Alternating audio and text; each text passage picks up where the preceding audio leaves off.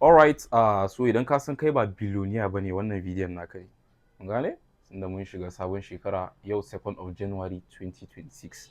Shi yasa nace zan yi amfani da wannan damar na motivating mutane na. Kun gane? Yanda muka yi maka making billions din nan ya kamata mu putting mutane through su ma su samu su yi making such amount of money. So wannan shi ne. Akwai information da nake so na yi passing kafin na yi magana da zan yi.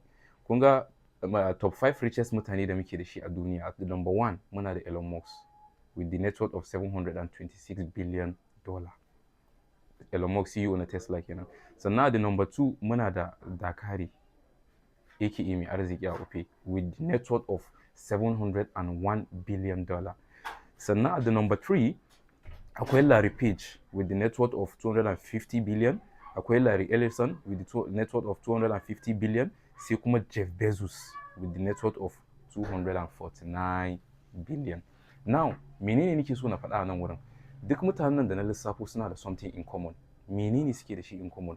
Shine su ne masu kuɗin duniyan kuma duk abin da suka tara bai sa sun daina nema ba.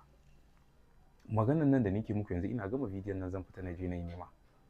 Elon Musk shi wannan dama ba bacci yake ba. 247 wannan yana kan neman kuɗi ne.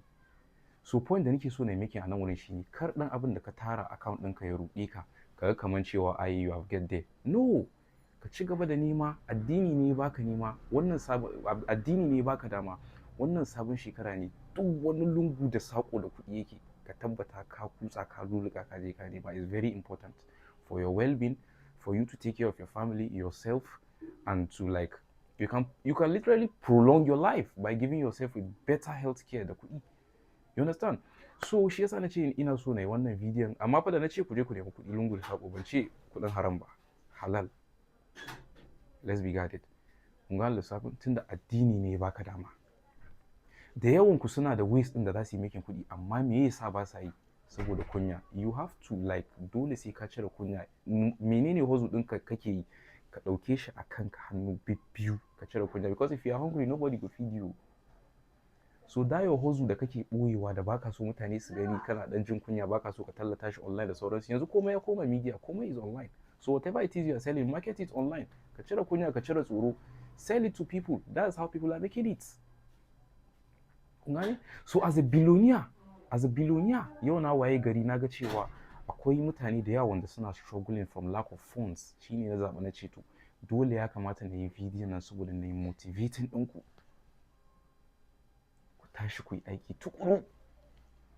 Saboda idan ka duba ƙasan da muke ciki kusan dai zan ce a lot of favors da ake samu daga sama kuma ko kuma daga different angles masu kuɗi ne ke jin daɗin shi.